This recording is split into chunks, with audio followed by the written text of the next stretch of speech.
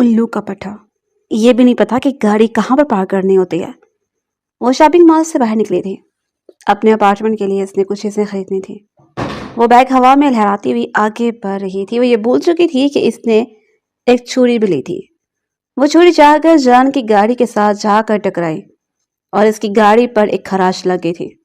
वो BMW थी। London में भी आकर मुहतरमा की शरारतों में कोई कमी वाक़या नहीं हुई थी। गाड़ी के शीशे नीचे हुए, सुनहरी आंखों और बूढ़े बालों वाला अंग्रेज जान ने एक नजर इस लड़की पर डाली थी जो शक्ल से ही पाकिस्तानी मालूम होती थी और एक अजाब बनकर इसकी जिंदगी में नाजिल हुई थी। तुम जान को अपने सामने देखकर माहम ने गुस्से से चिल्लाते हुए कहा। जान ने नासमझी से इसकी तरफ देखा कि कैसे उर्दू समझ में नहीं आती थी। वो गाड़ी का दरवाजा खोलकर बाहर निकल आया था। मैंने तुम्हें क्या कहा था, दोबारा मुझे अपनी शक्ल मत दिखाना, इसने इंग्लिश में कहा तो माहम का पारा हाई हो गया था। ओ हेलो मिस्टर, मैंने भी तुम्हें यही समझाया था, लेकिन लगता है तुम्हारी इस खोपड़ी में इंसान आसानी से कोई बात समाते नहीं है। वो इसके सर पे जोर जोर से हाथ मारते हुए बोली थी। जाने नागवारियत से इसको चेहरे को घूरा था और फिर इसका हाथ पकड़कर बीच में ही रोक दिया। ये लड़की 2 दिन पहले इसकी कंपनी में जॉब के लिए आए थे। क्योंकि इसके पास तजर्बा नहीं था, इस वजह से इसने लड़की को जॉब रखने से इनकार कर दिया था। माहम इसी से लड़कर वहां से आ गए थे, जबकि जान काफी देर तक हैरत से मुंह खोले अपनी जगह पर ही खड़ा रहा था। इससे पहले किसी ने भी इससे ऊंचे आवाज से बात नहीं की थी और वो लड़की इसको बुरा भला कहकर वहां से आसानी से चली गई थी। इसको तो मैं नहीं छोड़ूंगा। इसने अपने गार्ड को कॉल मिलाई और इस लड़की के बारे में सारी डिटेल्स निकलवाने के लिए कहा था, मगर इसके बाद वो अपने कामों में मसरूफ हो गया था, जिसकी वजह से इस लड़की को बिल्कुल ही भूल गया था। आज दोबारा से इसे अपने सामने देखा तो इसे पुराने जख्म याद आ गए थे। कहाँ जा रहे हो? पहले मेरे पैसे अदा करो, फिर यहाँ से जाना, वरना तुम्हें पुलिस के हवाले करूंगा। पुलिस का नाम सुनकर ही इसकी आंखों में आंसू आ गए थे। इसके पास सिर्फ चंद पौंड से थे, वो भी इसने खाने के लिए बचा कर रखे थे। बाकी जो थोड़े बहुत पैसे पाकिस्तान से अपने साथ लाए थे और इसने अपार्टमेंट के लिए दे दिए थे और अब वो अपने लिए एक जॉब तलाश कर रही थी। यहाँ पर आना जितना मुश्किल था, इससे भी ज्यादा मुश्किल यहाँ पर सरवाइव करना था। इसका सारा गरूर और अना दम तोड़ गए थे। वो खामोशी से अपनी जगह पर खड़ी हो गई। इसने अपनी गर्दन झुका ली और धीमे लहजे में कहा था, मेरे पास पैसे नहीं है तो फिर पुलिस के पास जाने के लिए तैयार हो जाओ। इससे अपना मोबाइल निकाला। जज्बात में आकर इसने जान के हाथ से मोबाइल छीन लिया था और फिर खौफ से मोबाइल इसके हाथ से छूटकर जमीन पर गिर गया। वो उछलकर 2 कदम पीछे की तरफ हटी थी। ये क्या बदतमीजी है? iPhone 17 Pro Max की स्क्रीन टूट चुकी थी। जान का बस नहीं चल रहा था। वो इसकी नाजुक सी गर्दन दबा दे, जो इस वक्त मफलर के अंदर छुपे हुए थे, मगर हल्की हल्की नजर आ रही थी। तुम जानते भी हो ये फोन कितना महंगा था? इसने मासूमियत से नफी में सा हिला दिया। मैं खुद यहाँ पर बहुत मजबूर हूँ, तो अपने काम से काम रखो ना। दूसरों के मामलात में दखल अंदाजी क्यों करते हो? वो चंचलाते हुए बोला था। अब तुम इस गाड़ी के भी पैसे अदा करोगे और मेरा मोबाइल नहीं मुझे लेकर दोगे? तुम्हारे पास सिर्फ 1 महीने का वक्त है, जो करना है करो। वो इसके गले से इसका कार्ड निकाल चुका था। ये क्या बदतमीजी है? मेरा कार्ड मेरे हवाले करो। ये तुम्हें उसी वक्त ही मिलेगा जिस वक्त तुम मेरे पैसे अदा करोगे। माहम का यूनिवर्सिटी कार्ड इस वक्त जान के हाथों में था। इसका दिल कर रहा था कि वो धारे मार मार कर रोना शुरू कर दे।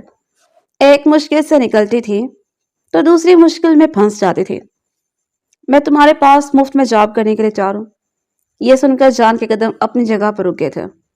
इसके लबों पर शातिराना से मुस्कुराहट फैल गई थी। पैसों की तो इसे वैसे भी जरूरत नहीं थी।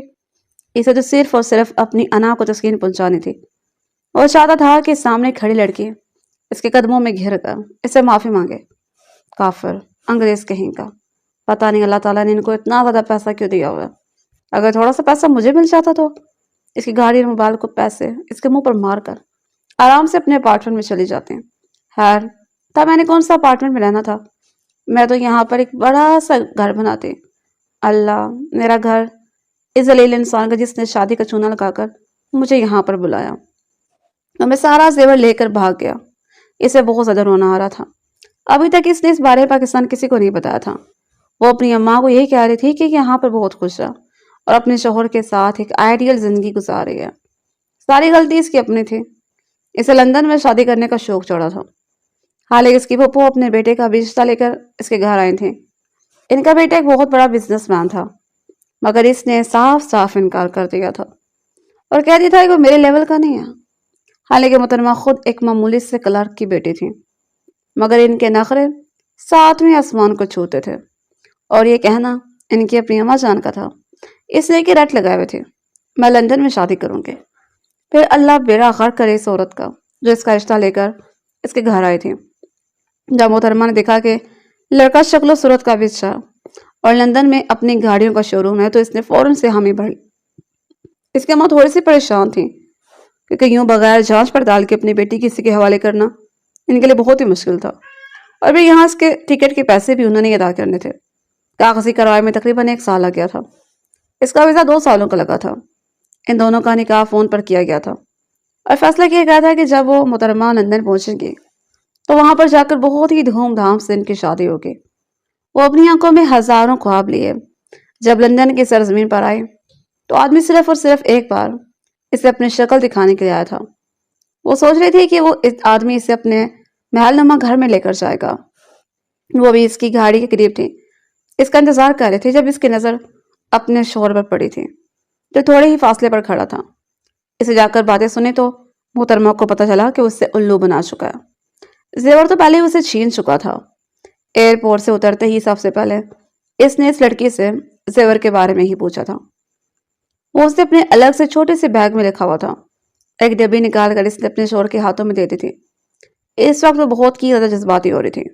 اس کو لگ رہا تھا یہاں پر آ کر اس نے بہت بڑا کارنامہ سر انجام دیا ہے، اور اب وہ اپنی ساری خواہشات کو پورا کرے گی، اپنے سارے خوابوں کی تکمیل کرے گی۔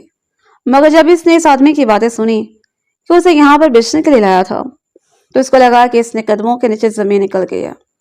وہ الٹے قدموں وہاں سے بھاگنے لگی تھی۔ اسے نہیں پتا تھا وہ کہاں جا رہی ہے۔ اس کے پاس ایک چھوٹا سا سوٹ کیس تھا، باقی سارا سامان وہ اس ظالم انسان کی گاڑی میں ہی چھوڑ چکی تھی۔ خدا کا شکر تھا کہ اس کا پاسپورٹ اس کے پاس ہی موجود تھا۔ اس کی آنکھوں سے مسلسل آنسو بہ رہے تھے۔ اچانک اس کو ٹھوکر لگی تھی اور وہ کسی کے قدموں میں جا گری۔ نگاہ اٹھا کر دیکھا تو سامنے ایک بوڑھا کھڑا تھا۔ بیٹا تم ٹھیک تو ہو؟ بوڑھے نے اسے اردو میں زبان پوچھا تو اسے لگا کہ اسے نئی زندگی کی نوید مل گئی ہے۔ وہ اسے لے کر قریبی پارک میں آ گیا تھا۔ محترمہ نے روتے ہوئے اپنی ساری کہانی سنا دی تھی۔ بوڑھے نے اسے تسلی دی کہ میرے ہوتے ہوئے تمہیں کسی بھی چیز کی ماہم کے لیے یہ بھی کافی تھا کہ وہ ایک محفوظ ٹھکانے پر پہنچ گئی تھی۔ شام کے وقت جب اس نے لیپ ٹاپ کھولا تو اسے ایک نئی خوشخبری ملی۔ جس یونیورسٹی کی اسکالرشپ کے لیے اس نے اپلائی کیا تھا وہ اسکالرشپ اس سے بن چکی تھی۔ اس بارے میں اس نے نہ تو اپنی فیملی کو بتایا تھا اور نہ ہی اپنے شوہر کو بتایا تھا۔ وہ فلی فنڈڈ اسکالرشپ تھی۔ اس کے ہاتھوں میں اب صرف کچھ پاؤنڈز باقی بچے تھے۔ شام کے وقت اسے اسٹور میں کچھ گھنٹوں کے لیے جاب مل گئی تھی، اور وہاں سے بھی اسے اچھے خاصے پیسے ملے تھے۔ لیکن یہ جاب صرف 1 دن کے لیے تھی۔ وہاں پر اور بھی بہت ساری جابس تھی، مگر وہ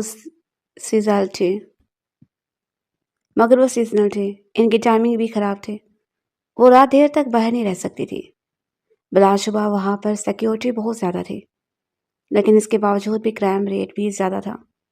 اگلے دن وہ نوکری کے چکر میں ماری پھرنے لگی تھی۔ اپارٹمنٹ میں اس کے ساتھ جو لڑکی رہتی تھی وہ انڈیا سے تھی، اور وہ بھی اس کی طرح حالات کی ماری ہوئی تھی۔ اس سے بھی بیوقوف بنا کر یہاں پر بلایا گیا تھا۔ اس کی بھی قسمت اچھی تھی کہ وہ بچ نکلی تھی۔ وہ دونوں ہی ایک دوسرے کو اپنا دکھ سناتی تھیں اور اس طرح سے اپنے دل کو تسلی پہنچاتی تھیں۔ ماہم نے اپنے گھر میں کال تو کی تھی، مگر اپنی امی کو اس بارے میں کچھ بھی نہیں بتایا تھا۔ جس کمپنی میں وہ گئی وہ جان ایڈورڈ کی کمپنیز تھی، جو ایک بہت بڑا بزنس مین ہونے کے ساتھ ساتھ ایک انتہائی خڑوس انسان بھی تھا۔ وہ کرسچن تھا، لوگوں کو قابلیت کی بنا پر نوکریوں پر رکھتا تھا، سفارش کے سخت خلاف تھا۔ اس کی زندگی کے 26 سال گزر چکے تھے، مگر ابھی تک اس کی زندگی میں کوئی عورت نہیں آئی تھی۔ اس کی وجہ یہ تھی کہ اس کو عورت ذات پر اعتبار ہی نہیں تھا۔ تم میرے گھر کی صفائی کیا کرو گی؟ کیا میں تمہیں نوکرانی لگتی ہوں؟ اس نے اونچی آواز میں چلاتے ہوئے کہا تھا۔ جان نے بے ساختہ اپنے کانوں میں انگلی ڈالی۔ چیخنا بند کرو۔ مجھے چلاتی ہوئی لڑکیوں سے سخت نفرت ہے، اور مجھے فضول بولنے والے لڑکوں سے شدید نفرت ہے۔ ہمت ہے تو انگلش میں بات کیا کرو۔ کیا اپنی زبان میں بڑبڑ کر رہی ہو؟ وہ جھنجھلاتے ہوئے بولا تھا۔ تو وہ سیدھی ہو کر کھڑی ہو گئی۔ تم اس کے علاوہ جو کچھ بھی کہو گے میں ماننے کے لیے تیار ہوں۔ تمہیں اگر میرے مینشن میں جاب کرنی ہے تو مجھے بتاؤ، ورنہ جلدی سے پیسے میرے حوالے کرو۔ تیسرا آپشن یہی ہے کہ میں تمہیں پولیس کے حوالے کر دوں گا۔ مجھے سوچنے سمجھنے کے لیے وقت چاہیے، تمہارے پاس صرف 10 سیکنڈ کا وقت ہے۔ یہ کہہ کر اس نے گھنٹی گننا شروع کر دی۔ میں نے اپنی زندگی میں 1000 کمینے لوگ دیکھے ہیں، مگر اس سے بڑا کمینہ میں نے اپنی ساری زندگی میں نہیں دیکھا۔ اور بدلے میں مجھے کیا ملے گا؟ فکر مت کرو، تمہیں اس کے علاوہ 6 خاصے پیسے بھی ملیں گے۔ یہ سن کر وہ دھیمے سے انداز سے مسکراتی تھی۔ ٹھیک ہے، مجھے منظور ہے۔ اور مجھے چھٹی کس وقت ہوگی؟ اس نے معصومیت سے آنکھیں ٹمٹماتے ہوئے سوال کیا تھا۔ وہ اس کے سامنے جا کر کھڑا ہو گیا۔ پہلی بار وہ نوٹ کر رہی تھی کہ وہ جان اس سے ہائٹ میں بھی کافی زیادہ بڑا ہے۔ وہ بمشکل اس کے کندھوں تک آتی تھی۔ تم انہیں اپنی رات حویلی میں ہی گزارنی ہوگی۔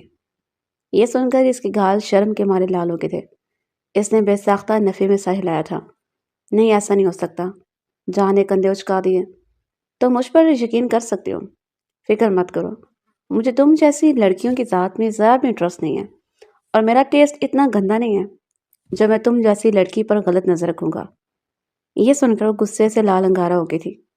سچ کو تو تمہاری اتنی اوقات ہی نہیں ہے، تم میرے جیسی لڑکی کو افورڈ ہی نہیں کر سکتے۔ دیکھنا تمہیں تمہاری جیسی انگریز ملے گی۔ وہ پھر سے اردو میں شروع ہو گئی تھی۔ لگتا ہے مجھے اردو سیکھنی ہی پڑے گی، جان نے دل ہی دل میں اپنے آپ سے مخاطب ہوتے ہوئے کہا۔ اس رینٹ کا کیا جو میں اپارٹمنٹ کا ادا کر چکی ہوں، کیا وہ تم دو گے؟ مجھے سن کر اس نے اپنے جیب سے بٹوا نکالا اور پورا کا پورا بٹوا اس چھوٹی سی لڑکی کے حوالے کر دیا، جس میں کافی زیادہ پیسے موجود تھے۔ اگر وہ چاہتی تو ان پیسوں سے پاکستان واپس بھی جا سکتی تھی۔ یہ دیکھ کر اس نے بے ساختہ خوف کے مارے نکلا تھا، مگر وہ اس انسان کے ساتھ پنگا لینے کی ہمت نہیں رکھتی تھی، اور پاکستان جا کر سب کو کیا بتاتی کہ اس کے ساتھ پرینک ہو گیا۔ اس کے شوہر نے اس کے ساتھ موہ کر دیا، چونکہ اس کا یونیورسٹی میں بھی ایڈمیشن ہو گیا تھا، یعنی وہ 4 سالوں تک یہیں پڑھی موجود تھیں۔ اس وجہ سے اس نے صبر و حمل سے کام لینا تھا۔ مجھے اپنا کچھ ضروری سامان اٹھانا ہے، فکر مت کرو، وہاں پر تمہیں اس سے بھی زیادہ چیزیں مل جائیں گے۔ اپنا پاسپورٹ اٹھانے کی بات کر رہی ہوں۔ اب یہ مت کہنا کہ تم فیک بنا سکتے ہو۔ وہ دھیمے انداز میں مسکرا دیا تھا۔ بات تو سچ تھی، اگر وہ چاہتا تو اس کا فیک پاسپورٹ بھی بنا سکتا تھا۔ کالے اور سیاہ کاموں میں تو ویسے بھی بہت زیادہ ماہر تھا۔ اپنے اپارٹمنٹ سے وہ اپنا سامان اٹھا رہی تھی جب شروتی اس کی طرف بیچارگی سے دیکھ رہی تھی۔ تم مجھے یہاں پر اکیلی چھوڑ کے جا رہی ہو؟ اتنی مشکل سے تو مجھے اتنی اچھی روم میٹ ملی تھی۔ یار اصل میں یہاں پر مجھے کچھ رشتہ دار مل گئے ہیں، اور میں نے اپنے پیرنٹس کو بھی سب کچھ بتا دیا ہے، تو وہ چاہ رہے ہیں کہ میں ایک کے لیے یہاں پر نہ رکوں بلکہ ان کے پاس چلے جاؤں۔ یہ تو بہت اچھی بات ہے۔ مجھ سے وعدہ کرو کہ تم مجھ سے ملنے کے لیے آتے رہا کرو گی۔ جلدی کرو، میں تمہارا نوکر نہیں ہوں جو کب سے باہر کھڑا تمہارا انتظار کروں۔ اسی وقت ہی کسی نے زور سے دروازہ بجایا تھا اور انگلش میں سے باہر آنے کو حکم دیا تھا۔ یہ کون ہے؟ ارے کوئی بھی نہیں، میرا کزن ہوگا۔ وہ غصے کا بہت تیز ہے، تمہیں تو پتہ ہے۔ رکو، میں بھی جا کر اسے کہتی ہوں کہ تھوڑا سا ویٹ کرے۔ آواز سے تو وہ بہت ہینڈسم لگ رہا ہے۔ اپنا یہ ٹھڑک پن کہیں اور جا کر دکھانا، وہ 2 بچوں کا باپ ہے، اس نے آنکھیں دکھاتے ہوئے کہا۔ نہ جانے کیوں اسے غصہ آ رہا تھا۔ کیا مسئلہ ہے تمہیں؟ آ رہی ہوں نا، زیادہ فری مت ہو میرے ساتھ، اور تعمیر سے بات کرو، میں تمہارا باس ہوں۔ ٹھیک ہے سر، آپ پلیز تھوڑی دیر کے لیے ویٹ کریں، میں آ رہی ہوں، مجھے بس اپنے کچھ کپڑے اٹھانے ہیں۔ وہ غصے سے گارے کی طرف چلا گیا تھا اور پھر سے ویٹ کرنے لگا۔ مزید 5 منٹ گزرے جس نے ہارن بجانا شروع کر دیا۔ وہ تیزی سے بھاگتے ہوئے آئی اور اس کے پہلو میں آ کر بیٹھ گئی تھی۔ ویسے وہاں پر مجھے کس طرح کا کام کرنا ہوگا؟ تو میرے لیے کھانا بنایا کرو گے؟ میں نے سنا ہے کہ پاکستانی عورتیں بہت اچھا کھانا بناتی ہیں۔ کیا بس یہی کرنا ہے؟ ہاں، صبح کا ناشتہ، دن کا کھانا اور پھر رات کا کھانا، کیونکہ میں باہر کا کھانا کھا کر بیمار ہو جاتا ہوں۔ حقیقت میں ایسا کچھ بھی نہیں تھا، لیکن نہ جانے کیوں اب اسے اس لڑکی کے ساتھ بات کرتے ہوئے مزہ آنے لگا تھا۔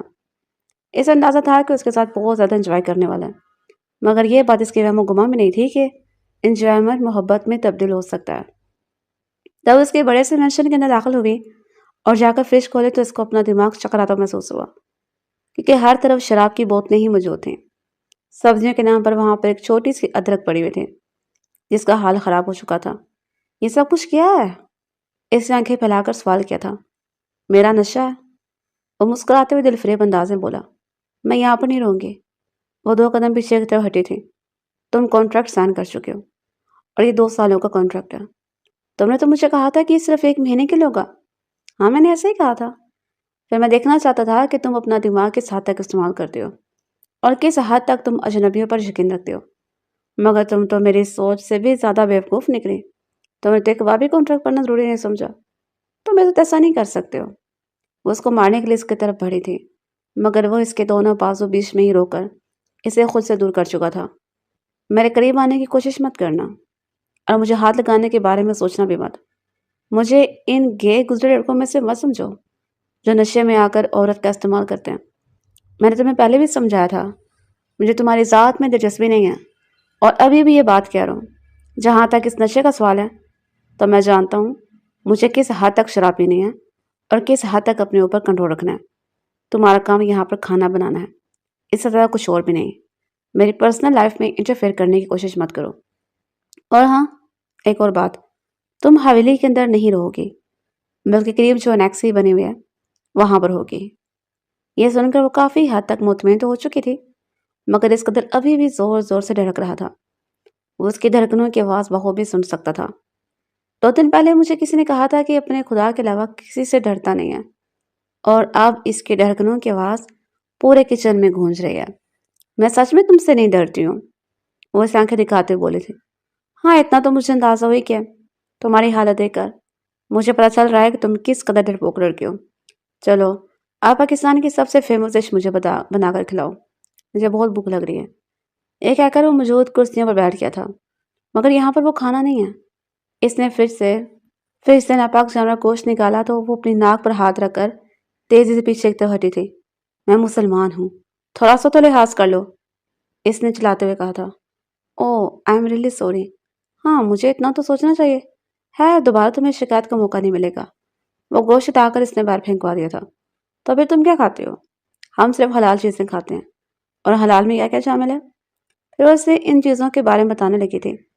تم تو کافی زیادہ انٹرسٹنگ ہو اور تمہاری باتیں بھی دلچسپ ہیں، یعنی تمہارے ساتھ وقت گزار کر بہت مزہ آنے والا ہے۔ تم نے مجھے بیوقوف بنایا ہے۔ ہاں، میں مانتا ہوں، اور مجھے بیوقوف بنانے بہت مزہ بھی آتا ہے، کیونکہ تم واحد شکار ہو جو آسانی سے میرے جال میں پھنس گئی ہے۔ میں تم پر کیس بھی کر سکتی ہوں، تمہارے پاس کوئی ثبوت نہیں ہے۔ میں یہ ریکارڈنگ جا کر پولیس والوں کو سنا دوں گی۔ اس نے اپنا موبائل نکالا۔ وہ سمجھ رہی تھی کہ اس نے کوئی بہت بڑا کارنامہ سر انجام دیا ہے، مگر اگلے ہی لمحے وہ اس کے ہاتھوں سے موبائل چھین کر دیوار پر مار کر توڑ چکا تھا۔ اس میں سے سم کارڈ بھی نکال چکا تھا۔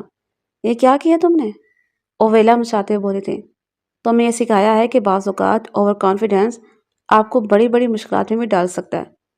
دوبارہ کبھی بھی اپنے دشمن کے سامنے اس کی کمزوریوں کا ذکر مت کرنا، ورنہ وہ اپنی کمزوری کا تمہارے خلاف طاقت بنا دے گا۔ تم بہت ہی برے انسان ہو، یہ بھی میں جانتا ہوں، اور اس کمپلیمنٹ کے لیے آپ کا بہت بہت شکریہ۔ تمہیں جو بھی چیزیں منگوانی ہیں ایک کاغذ پر لکھ کر دو، میں اپنے ملازم کو کہتا ہوں، وہ لے آئے گا۔ اگلے ہی دن اس نے حویلی میں جتنے بھی میل ملازم تھے وہ سارے نکال دیے تھے۔ اب وہاں پر صرف فیمیل لڑکیاں تھیں۔ یہ دیکھ کر بھی جان گئی تھی ٹھڑکی کہیں کا۔ مجھے تو پہلے ہی پتا تھا، ٹھڑک اس میں کوٹ کوٹ کر بھری ہوئی ہے، صرف اوپر اوپر سے بنتا ہے۔ رات کے وقت اس نے جان کو پاکستانی بریانی بنا کر کھلائی اور جان واقعی میں بہت امپریس ہوا تھا۔ اس کے بعد اس نے اسے چائے بنا کر دی تو وہ کہے بغیر نہ رہ سکا۔ باتیں تم بہت کڑوی کرتے ہو، لیکن چائے میٹھی بناتے ہو۔ اگلے دن وہ یونیورسٹی جانے کے لیے نیکسس سے باہر نکلی تھی کہ جان کی آواز سن کر رکے۔ میں تمہیں یونیورسٹی چھوڑ کر دیتا ہوں۔ نہیں، اس کی ضرورت نہیں ہے، پھر سب لوگ مجھ سے سوال کریں گے۔ فکر مت کرو، یہاں پر پاکستانی ماحول نہیں ہے، کسی کو کسی کے معاملے میں سے کوئی دلچسپی نہیں ہے، ہر کوئی اپنی زندگی میں بزی ہے۔ ہاں، یہ ہو سکتا ہے کہ مجھے تمہارا ساتھ کھڑا دے کر وہ تمہاری قسمت پر رشک کرنا شروع کر دیں۔ میرا تیز اتنا گندا نہیں ہے جو میں آپ کو اپنے ساتھ کھڑا کروں گی۔ واؤ، تم تو بدلہ بھی بہت جلدی لے لیتی ہو۔ ظاہر سی بات ہے، آپ سے ہی سیکھا ہے میں نے۔ چلو، کوئی تو اچھی چیز ہے جو تم نے مجھ سے سیکھی ہے۔ وہ پھر سے اس کو خاموش کروا چکا تھا، جبکہ وہ پاؤں ٹینچ کر گاڑی میں بیٹھ گئی تھی۔ تم کس طرح کے آدمی سے شادی کرنا چاہتی ہو؟ آپ جیسے انسان کا تو بالکل بھی نہیں کروں گی۔ مجھے یہ سن کر بہت خوشی ہو رہی ہے، خدا کا شکر ہے بچ گیا ہوں، ورنہ تمہارا کیا پتا، تم اپنی خوبصورتی سے مجھے اپنے جال میں پھنسا لیتی۔ جان کو اگر کوئی اتنا زیادہ فضول بولتے سن لیتا تو اپنے کانوں پر یقین ہی نہ کر پاتا۔ یہ وہ آدمی تھا جو کام کی بات کے علاوہ بات نہیں کرتا تھا، خاموشی اختیار کرنا پسند کرتا تھا، اور یہاں پر آ کر اس کی زبان کنٹرول میں نہیں تھی۔ جب بھی اس لڑکی کو دیکھتا تھا تو اس کے دماغ میں کوئی نہ کوئی شرارت آ جاتی تھی۔ وہ اس کو تنگ کر کے انجوائے کرتا تھا۔ ویسے مجھے تمہارے لیے بہت افسوس ہو رہا ہے۔ تمہارے سابقہ شوہر کو تمہارے ساتھ ایسا نہیں کرنا چاہیے تھا۔ وہ میرا شوہر نہیں ہے، میرا اس کے ساتھ کوئی تعلق نہیں تھا۔ اس نے میرے ساتھ جھوٹا نکاح کیا تھا۔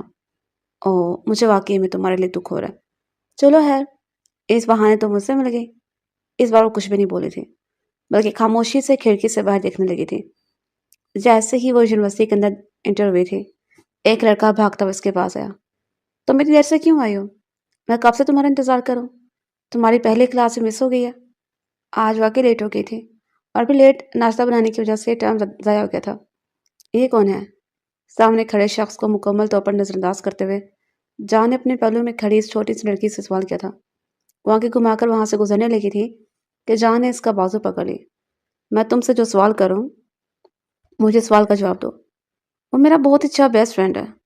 اس کی آنکھوں میں گھاڑتی وہ تو روک انداز میں کہتی میک کے ساتھ یونیورسٹی کے اندر داخل ہو گئی تھی۔ تقریباً 1 گھنٹہ گزرا تھا جب میک کو کال وصول ہوئی۔ وہ کال سننے کے لیے باہر نکلا تھا۔ تقریباً 3 گھنٹے گزر گئے، مگر ابھی تک واپس نہیں آیا تھا۔ اس کے بعد وہ یونیورسٹی میں بور ہوتے رہی۔ اگلے دن یونیورسٹی میں آیا تو اس کی طرف نگاہ اٹھا کر بھی نہیں دیکھا رہا تھا۔ یار کیا ہو گیا؟ تم مجھ سے دور دور کیوں گھوم رہے ہو؟ کیا مجھ سے کوئی غلطی ہوئی ہے؟ نہیں نہیں، تم سے کچھ بھی نہیں ہوا، بس مجھ سے دور ہو جاؤ۔ میں تم سے دوستی نہیں رکھنا چاہتا۔ اگر میں نے تم سے دوستی کی تو وہ جلاد مجھے جان سے مار ڈالے گا۔ یہ کہہ کر وہ وہاں پر رکا نہیں تھا، بلکہ تیزی سے اندر کی طرف بھاگ گیا تھا۔ شام کے وقت وہ اندر داخل ہوئی تو اس کا دماغ غصے سے گھوم رہا تھا۔ اس کے گال بھی لال ہو گئے تھے۔ تم نے میک کو کیا کہا ہے؟ کون میک؟ جان مکمل طور پر ہی انسان بن گیا تھا۔ وہی جو میرا بیسٹ فرینڈ تھا۔ او اچھا، وہ میں نے تو اسے کچھ بھی نہیں کہا۔ کیوں، کیا ہوا؟ کیا وہ تم سے ناراض ہو گیا ہے؟ اس نے پرجوش انداز میں سے سوال کیا تھا۔ وہ دانت پیس کر اسے گھور کر رہ گئے تھے۔ میں تمہارا گلا اپنے ہاتھوں سے دباؤں گی، کائنڈلی، کیونکہ میں بھی اب مزید یہ زندگی نہیں جینا چاہتا ہوں۔ میں بھی بہت زیادہ بور ہو رہا ہوں۔ سوچ رہا ہوں کہ تھوڑا سا وقت جنت میں جا کر گزار لوں۔ جنت تم جیسے کافروں کو نہیں ملتی ہے۔ یہ کہہ کر وہ یکدم خاموش ہو گئی تھی، کیونکہ ان دونوں کے درمیان پہلے یہ بات ڈیسائیڈ ہو گئی تھی کہ کوئی بھی ایک دوسرے کے مذہب کے بارے میں فضول بات نہیں کرے گا۔ I am sorry. اور جلدی سے بولیں، میں تمہاری طرح چھوٹی چھوٹی باتوں پر رونا شروع نہیں کر دیتا ہوں۔ خیر، تمہارے مطابق جنت کس کو ملتی ہے؟ جو ایک خدا کو مانتا ہے۔ میں بھی تو خدا کو مانتا ہوں، لیکن تم اس کے ساتھ شرک کرتے ہو۔ مجھے نہیں لگتا کہ ہم دونوں کے مذہب میں بہت زیادہ چیزیں مختلف ہیں۔ تم صرف یہ بات مان لو کہ حضرت عیسیٰ علیہ السلام اللہ کے نبی ہیں اور ان کے بیٹے نہیں ہیں، اور اس سے مجھے کیا فائدہ ہوگا؟ اس سے تمہیں بہت بڑا فائدہ ہوگا کہ تم جہنم کی آگ میں جلنے سے بچو گے۔ یہ سن کر وہ کھل کر مسکرا دیا تھا۔ خیر، تمہاری بات پر کبھی غور کروں گا، لیکن ابھی نہیں۔ ابھی تو میں نے انجوائے کرنا ہے۔ جلدی سے کچن میں میرے لیے شراب اٹھا کر، یہ کام تم خود ہی کرو کہ میں یہاں پر کھانا بنانے کے لیے آئی ہوں، تمہارے پرسنل کام کرنے کے لیے نہیں۔ وہ غصے سے پاؤں ٹھنچتے وہاں سے نکل گئے تھے۔ 2 دن پہلے اس نے اس دشمن جان کو یہ بات کہی گئی تھی کہ ایک مسلمان سے شادی کرے گی۔ اسے مدر شے لگتے ہیں جو اٹریکٹ کرتے تھے، جو اپنے دین کے قریب ہوتے تھے۔ آوارہ گردی کرنے والے لوفر اور کلب میں جانے والے لڑکوں کے ساتھ اسے شدید نفرت تھی۔ جان ایک بات جو شدت سے نوٹ کر رہا تھا وہ یہ تھی کہ وہ لڑکی اس کے حواسوں پر زیادہ ہی سوار ہو رہنے لگی تھی۔ ہاں، وہ اس لڑکی کی زندگی میں آنے والی پہلی عورت تھی۔ اب وہ چاہ رہا تھا کہ اس کی زندگی میں آنے والی آخری عورت بھی ہو۔ ہاں، وہ اس سے محبت کرنے لگا تھا۔ وہ لڑکی سے اپنے دل کے بے حد قریب لگنے لگی تھی، مگر ان لوگوں کے درمیان سب سے بڑا ڈفرینس یہ تھا کہ وہ اس کے مذہب کی نہیں تھی اور اپنے مذہب کو چھوڑ نہیں سکتا تھا۔ اس سے اپنا دماغ گول گول گھومتا ہوا محسوس ہو رہا تھا۔ وہ سمجھ نہیں پا رہا تھا کہ کیا کرے۔ شراب کی بوتل بھی اس کے غصے سے زمین پھینک کر توڑتی تھی۔ میں اتنا کمزور نہیں ہوں جو ایک معمولی سی لڑکی کو پیچھے اپنے مذہب کو چھوڑ دوں گا۔ وہ لڑکی میرے اتنی بھی ضروری نہیں ہے، میں اپنے خدا سے غداری کروں، اس نے اپنے آپ سے کہا، اور آرام کرنے کے لیے اپنے کمرے میں چلا گیا۔ وہ بھی اپنا کام مکمل کر چکے تھے۔ رات تقریباً 1 بجے کا وقت تھا جب جان کی آنکھ کھلی۔ وہ اٹھا، بالکنی میں جا کر کھڑا ہو گیا۔ اس نے کہا کہ وہ لڑکی لان میں جائے نماز بچھائے بیٹھی سجدے میں گرے ہوئے تھے۔ اس کا وجود ہولے ہولے رس رہا تھا، جس سے صاف ظاہر ہو رہا تھا کہ وہ رو رہی ہے۔ دیکھ کر جان کو کچھ ہوا تھا۔ اس کے قدم خود بخود ہی باہر کی طرف بڑھنے لگے تھے۔ وہ جا کر اس کے قریب ہی کھڑا ہو گیا اور پھر کچھ سوچ کر اس کے پالوں میں ہی بیٹھ گیا تھا۔ 5 منٹ گزر چکے تھے۔ وہ لڑکی ابھی تک سجدے سے نہیں اٹھی تھی۔ نہ جانے وہ کیا بول رہی تھی۔ شاید اپنے گناہوں کی معافی مانگ رہی تھی۔ کیا کبھی وہ اس طرح سے اپنے رب کے سامنے رویا تھا؟ کیا اس نے کبھی اس طرح سے اپنے رب سے اپنے گناہوں کی معافی مانگی تھی؟ وہ یہ سوچ کر رہ گیا تھا۔ اس کے مذہب میں بھی تو بہت ساری چیزیں منع تھیں، لیکن اس کے باوجود بھی وہ گناہ کرتا تھا۔ یہ سوچ کر کہ ابھی بہت سی زندگی پڑی ہوئی ہے۔ جب وہ سجدے سے اٹھی تو اسے اپنے پہلو میں بیٹھا ہوا دیکھ کر اپنے سینے پر ہاتھ رکھ کر تیزی سے پیچھے کی طرف ہٹی تھی۔ ریلیکس ہو جاؤ، تم میرے ساتھ محفوظ ہو۔ تم یہاں پر کیا کر رہے ہو؟ اس نے انتہائی غصے سے جان سے سوال کیا تھا۔ تمہیں روتا ہوا دیکھ نہیں پایا۔ میری فکر کرنے کی ضرورت نہیں ہے، بہتر یہی ہے کہ تم اپنے کام سے کام رکھو۔ خیر، میں اپنے کام سے کام رکھتا ہوں، اور یہ میرا گھر ہے، میں جہاں جی چاہے جاؤں۔ تم ہوتی کون ہو مجھے روکنے والی؟ وہ اپنی پرانی ٹون میں واپس آ گیا تھا۔ وہ چپ کر گئی تھی۔ ہاں، وہ ہوتی کون تھی اسے روکنے والی؟ کیا میں تم سے ایک سوال پوچھ سکتا ہوں؟ نہیں، تھینک یو۔ میں تم سے پوچھنا چاہتا ہوں کہ آخر ایسی کون سی بات ہے جو تمہارے دل کو اتنی تکلیف پہنچا رہی ہے کہ تمہارے آنسو روکنے کا نام ہی نہیں لے رہے؟ مجھے اپنی امی کی یاد آ رہی ہے۔ میں ان سے ملنا چاہتی ہوں، ان کی گود میں سر رکھ کر لیٹنا چاہتی ہوں، ان کے گلے لگنا چاہتی ہوں، ان کو بتانا چاہتی ہوں کہ مجھ سے غلطی ہو گئی اور میں اپنی غلطی پر بہت زیادہ شرمندہ ہوں۔ اسے جانو یہ بھی بتا دیا تھا کہ وہ اپنے گھر والوں کی مخالفت مول لے کر یہاں پر آئی تھی۔ اس نے سب لوگوں سے لڑائی کی تھی، اپنے خوابوں کو پورا کرنے کی بات کی تھی، لیکن یہاں پر آ کر اسے حقیقت نے آئینہ دکھایا تو اسے یہ بات سمجھ میں آ گئی، جو اپنے بڑوں کی نافرمانی کرتے ہیں وہ ہمیشہ مشکلات سے دوچار ہوتے ہیں۔ اگر تم کہو تو میں تمہارے شوہر کو ڈھونڈ نکالتا ہوں، تم اسے دوبارہ نکاح کر لینا۔ کیا میری شکل پر بیوقوف لکھا ہوا ہے جو میں اس گھٹیا آدمی سے نکاح کروں گی؟ اسے نکاح کرنے سے اچھا ہے کہ میں کسی سمندر میں ڈبکی لگا کر اپنی جان دے دوں۔ وہ بھی اپنے پرانے ٹول میں واپس آ چکی تھی۔ اسے اس طرح سے بولتا ہوا دیکھ کر جان کے لب مسکراہٹ میں ڈال گئے تھے۔ تمہیں کس طرح کا لڑکا پسند ہے؟ ایسا آدمی پسند ہے جو لوئل ہو، جو اپنے دین کے بے حد قریب ہو، جو مجھ سے بے تحاشا محبت کرے، جو میری ہر آرزو کو پورا کرے۔ میں نہیں کہتی کہ میری بڑی بڑی آرزویں ہیں یا وہ میرے لیے چاند تارے توڑ کر لائے۔ میں بس یہ چاہتی ہوں کہ میرے لیے ایک محافظ ثابت ہو، میرے لیے لڑنا جانتا ہو، جس کے لیے میری ذات سب سے زیادہ اہمیت رکھتی ہو۔ اپنی بات کے آخر پر وہ خود ہی مسکرا دی تھی۔ اور تمہیں لگتا ہے کہ آج کل کے دور میں ایسے لڑکے نہیں مل سکتے؟ مجھے تو نہیں لگتا کہ مجھے کبھی ایسا مرد ملے گا۔ کیا تم کسی اور مذہب کے مرد کے ساتھ نکاح کر سکتے ہو؟ نہ جانے جان دل میں یہ بات کیوں آئی تھی؟ اس نے سوال پوچھ ڈالا تھا۔ نہیں، اس نے ٹٹوک انداز میں جواب دیا۔ میں اپنے دین سے دستبردار نہیں ہو سکتی ہوں۔ مجھے اپنی خواہشات سے زیادہ عزیز اپنے رب کی خوشی ہے۔ میں تمہارے مذہب کے بارے میں جاننا چاہتا ہوں۔ اس نے نرمی سے سوال کیا تھا۔ کیا تم سچ کہہ رہے ہو؟ ہاں، میں سچ کہہ رہا ہوں۔ ٹھیک ہے، کل میں تمہیں اپنے ساتھ مدرسے لے کر جاؤں گی۔ وہاں پر جا کر نہیں، مجھے تم سے سیکھنا ہے، تو مجھے بتاؤ گی ساری چیزیں۔ سب کچھ وہ یک دم ہی جذباتی ہو گیا تھا۔ اتنا زیادہ تو میں خود بھی نہیں جانتی ہوں۔ تمہیں معلوم ہے، بس وہی مجھے بتا دو، باقی میں کسی مولوی کو پکڑ لوں گا۔ نے کہہ کر وہ اطمینان سے چوپڑی مار کر وہیں زمین پہ بیٹھ گیا تھا۔ تمہاری وائٹ کلر کی قیمتی پینٹ خراب ہو جائے گی، فرق نہیں پڑتا ہے، نہیں لے لوں گا، وہ بائیں آنکھ ونگ کرتے ہوئے بولا تھا۔ تو وہ جانماز سے اٹھ کر کھڑی ہو گئی۔ تم کہاں پر جا رہی ہو؟ مجھے نیند آ رہی ہے، میں آرام کرنا چاہتی ہوں۔ وہ اسے نگاہیں چڑھا کر اپنے کمرے میں داخل ہو گئی تھی۔ اس کا دل زور زور سے دھڑکنے لگا تھا۔ کیا اتنی جلدی دعائیں قبول ہوتی ہیں؟ اس نے دل پر ہاتھ رکھتے اپنے آپ سے سوال کیا تھا۔ پھر اس کے لب مسکراہٹ میں ڈال گئے تھے۔ ہاں، اتنی جلدی ہی دعائیں قبول ہوتی ہیں اگر سچے دل سے مانگی جائیں۔ وہ بھی اس خڑوس انسان کو پسند کرنے لگی تھی۔ وہ انسان اس سے بے حد اچھا لگنے لگا تھا، جس طرح سے اس کا خیال رکھتا تھا، اس کی خواہشات کو پورا کرتا تھا۔ آج تک اس نے اس لڑکے کے قریب جانے کی کوشش ہی نہیں کی تھی، اور نہ ہی اس کے ساتھ کچھ غلط کرنے کی کوشش کی تھی، نہ ہی وہ اس سے کوئی فضول بات کرتا تھا۔ وہ اسے تنگ ضرور کرتا تھا، جو جانتی تھی کہ وہ تنگ کر کے جان کو خوشی ملتی ہے، اور یہ اس کی عادت بھی تھی جس کو اب وہ سمجھ چکی تھی۔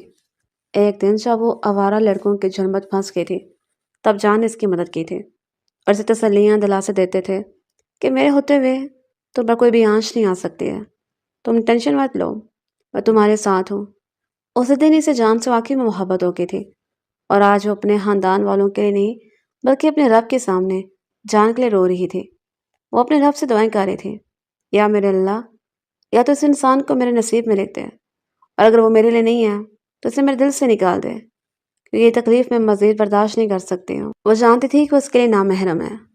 بلا شبہ ان دونوں کے درمیان کوئی بھی غلط رشتہ نہیں تھا، اور نہ ہی کوئی غلط تعلق تھا۔ مگر اس کے باوجود بھی وہ اس سے حائف ہوتی تھی۔ اکثر ہی اسے دیکھ کر گھبرا جاتی تھی۔ جو بھی تھا وہ مرد تھا، اور مرد پر عورت کو کسی بھی صورت یقین نہیں کرنا چاہیے۔ جس وقت وہ مجبور تھی تب اس نے مجبور ہو کر اس پر اعتبار کر لیا تھا، لیکن اب اسے شدت سے اپنی غلطیوں کا احساس ہو رہا تھا۔ اس رات بھی اس نے جاگتے ہوئے گزاری تھی۔ جب وہ سو کر اٹھی تو پہلے سے ہی وہ اس کے سامنے کھڑا تھا، بکھرے ہوئے بال اور افسا ہولیا۔ وہ تھوڑا سا ڈسٹرب لگ رہا تھا۔ اس دن اس نے یہ بھی کہا تھا کہ میں اس کانٹریکٹ کو ختم کر دوں گا، تم جہاں چاہے جا سکتی ہو، بلکہ تم مجھے کہو میں تمہیں اس جگہ پر بھیج دوں گا، مجھے پاکستان واپس جانا ہے۔ یہ سن کر اس کے کھانا کھاتے ہوئے ہاتھ ایک لمحے رکا تھا۔ کیا تم شیور ہو کہ تمہیں پاکستان واپس جانا ہے؟ ہاں۔ کیا تم مجھے یہاں پر اکیلے چھوڑ کر چلے جاؤ گے؟ اس کی زبان پھسلی تھی۔ ہاں۔ پھر سے یک لفظ جواب موصول ہوا تھا۔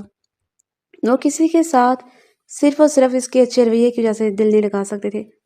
اگر شخص واقعی اسے پسند کرتا تھا، اگر وہ شخص واقعی اس کی ذات میں انٹرسٹڈ تھا، تو اسے چاہیے تھا کہ وہ سیدھے طریقے سے اس کے پاس آتا، اس سے شادی کی بات کرتا۔